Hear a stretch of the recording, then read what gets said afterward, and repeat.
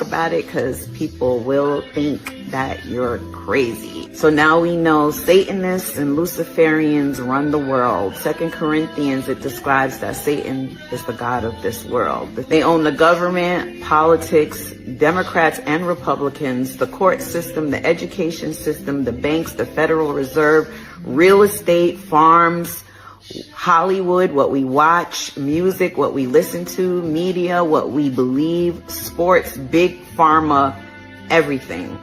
We pay their taxes, we work their jobs, we buy their houses. We don't own anything really, because even if we paid for a house outright, if we miss paying taxes one time, they can take the home. We've been pitted against each other like crazy forever. Black versus white, rich versus poor, men versus women, Democrats versus Republicans, Muslims against Christians.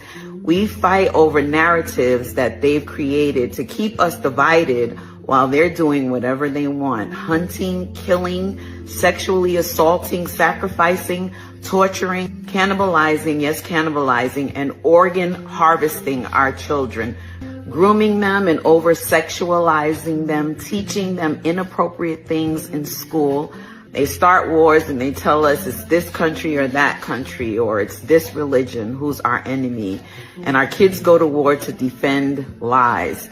They fund both sides of the war and make billions of dollars while our family members are sacrificed. We have been bamboozled beyond our wildest dreams. Everything we've been fed is a lie. So what do we do? If you're like me, like, okay, we got the information, but what do? We can't impeach the president because that's up to Congress. The only power we have is our dollars, our prayers, and our voices. Some people will laugh at that, but when it comes to their God, they're on their job. They pray to their God, they worship him, they murder, assault children, make blood sacrifices. They are very dedicated to making sure their God is pleased with them. We can stop feeding the beast with our dollars. When things are exposed, we can stop giving them our money. I'm not telling you who you should buy from or where to spend your money, but I do encourage you to investigate the companies you patronize. Find out who they are, what their practices are, what their beliefs are. I know we love certain brands, but do we know their history? Who owns your bank? Is there another place that you can put your money? Because if they decide, they can close the banks whenever they want, or they can freeze our accounts if we don't comply with their narrative. They're purposely poisoning our water, air, and food. So support your local farmers if you have access. I know everyone doesn't have access. I understand that.